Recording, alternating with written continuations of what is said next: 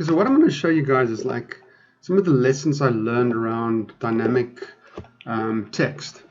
Okay, so let's quickly show you what my data table looks like. I have a company code, company name, and a company description.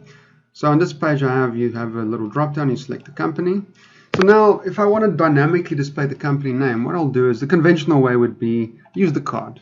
So I take the card visual, and I drag the company name into there. There we go. There it is. Okay, let's just take off the category label. Cool, there we go. Let's make it less offensive. Anyway, so let's say select one.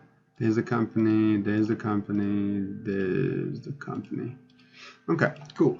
Second way of doing it is taking a text box. You take a text box, you say, cool, text box, let's just add a value. Let's put company name in there. Excellent, say save. Here you have some more options around centering, right indent, left indent. Let's make it right indent. The problem is it's got this little blue line. I can't get rid of that blue line. There's no way to get rid of it. And when you want to print your reports and show your reports in PowerBI desktop, I can't find a way to make that line disappear. So that's kind of like something that I don't want to happen. Okay, cool. So that's basically it. As you can see, it works. Okay. Now, let's say, for instance, I want to get a little bit more tricky. So let's say I settle for the card visual. Okay. And I want to put in the company description. Let's quickly make it less offensive. Let's make this a 10. Cool. Let's use a bigger description like the one in 3. See, so if I want to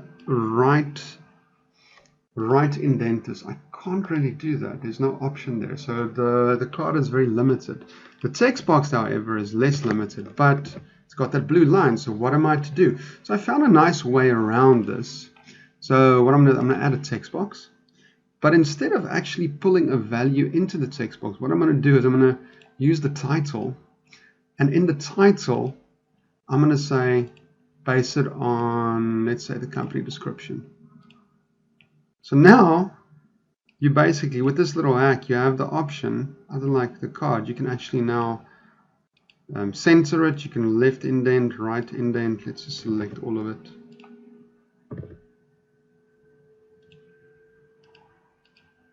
You can do all of that stuff with it. So you have more control over it. So that's quite a cool way of using the title there. One of the drawbacks of this method is if you look at your selection, if you look at this thing actually, the name of the thing is actually quite massive. So that's one of the issues there. But that's the little video in a nutshell.